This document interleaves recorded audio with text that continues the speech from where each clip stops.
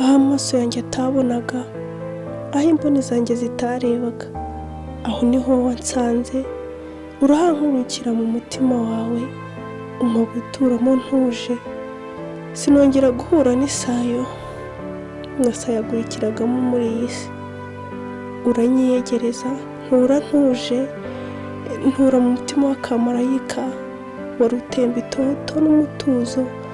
Sinari kubasha guteta gusa ko nabaga mfite impungenge, ndi kuvuga intu umunsi bagutwara ngasigara nigunze ntagira naho ntaha. Ubwo nibwo wakomeje kunkomeza, urankomeza uti komera komera ushikame, ndagukunda, no mu bihe bigoye nzaba mpari, nzakwibagiza ibyo bagukoreye, gukorera ibirenze byiza bitazigera biva no mu mutima wawe. Nibwo natuje, ndatuza, ndatekana. Abisi nubwo baba batabyishimiye, ariko bima amatwi ugatuza. Babona mwimereye neza bagatangira kubasanga, umwe bamutwara ku ruhande bati rwose uriya mukunzi wawe mbona mutaberanye, nta n'iminsi muzamarana, mbona mutaberanye na gato. Ubwo rero biduha gukomera aho kugira ngo dusenyuke.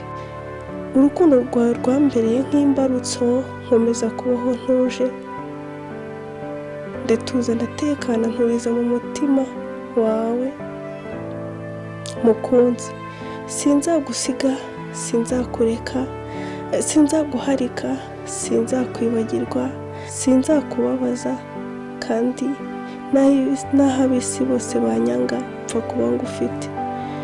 Ibaze nawe umuntu muvutse mu rundi rugo mutakuranye, akaza mukabana mugahuza.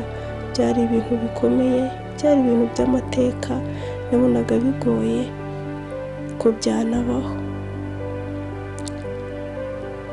Nibwo waje unsanga nigunze, utese wabaye iki mukundwa, ngutekereza ibyambayeho byose, uti bihore tuzabaho.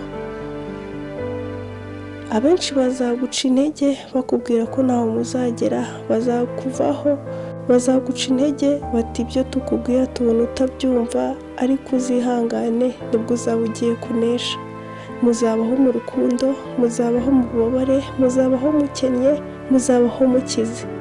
Kunda umukunzi wawe, icyo gishoro cya mbere ufite, kuba ufite amahoro, ufite umuntu ukubwira tuza, ufite umuntu ukubwira wabikoze, ufite umuntu ukubwira kora gutya, ufite umuntu kwibandaho, ubona ukwitayeho. Ibyo bintu ni iby'agaciro. Ubaho umukunzi wawe, ubwo uzabasha kubaho utuje, wumva nta stress ufite.